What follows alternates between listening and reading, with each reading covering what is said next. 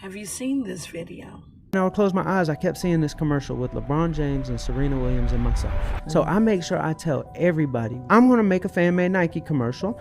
Nike's gonna see it, and Nike's gonna sign me. And when I would tell people, they would think I was crazy. Charlie, you need to be realistic. The problem with this is the type of commercial I wanted to make would probably cost $200,000. I started calling up my friends in Hollywood, and they're like, Charlie, you know that's gonna take like a 10-person film crew. You need to be realistic with your budget. And I was like, don't tell me to be realistic. Why is everybody telling me this? But the universe favors the bold. Okay. I'm in Santa Monica, California, writing delusionally in my manifestation notebook. Today is the day I searched/found my videographer/editor. I'm going to be in a commercial with LeBron James, Serena Williams. I'm going to be the face of Nike. My roommate walks in the front door. My roommate should never have a cameraman following him. And yet, behind him is his cameraman. And I'm looking at my notebook, and I'm looking at the cameraman, and I'm like, is this the most magical moment of my life? And I said, do you do video work? He said, yeah, I do videos, but nobody ever pays me. And I'm like, oh God, this is not my magical moment. I was like, can I see some of your work? He said, yeah. Pull up his website. He had a short film on there, and it looked incredible. I said, did you shoot this? Yeah, I shot it. I said,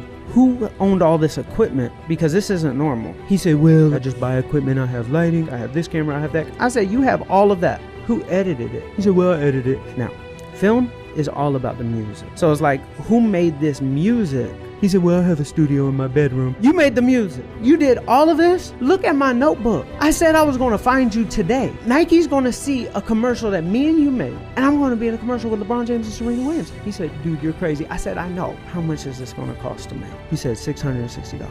Excuse me? We made a fan-made Nike commercial. I uploaded it to my Instagram account, and it just went almost viral. And 3 days later, my phone rings. Hello? This is Andy Miguel from Nike. He said, we don't know how you did it, but you have our entire campus in a frenzy fighting over who's going to bring you here. And I'm thinking to myself, all the people who thought I was crazy, they put me in a limousine, they put me in first class, they fly me to campus. They said, you inspired us to change the direction of our company. They said, we can't tell you what we have planned, but we're going to give you a call. They send me home with a bunch of shoes. I'm running around the track. And my phone rings. He said, are you sitting down? You're about to get an email. In this email is a private link. I said, oh, this is going to be good. I click on the link, and I'm looking at a commercial that had Colin Kaepernick, LeBron James, Serena Williams, and myself in it. And this commercial became the biggest Nike commercial in Nike history. And the stock price went up $8 billion overnight. They can't see what you see, but they call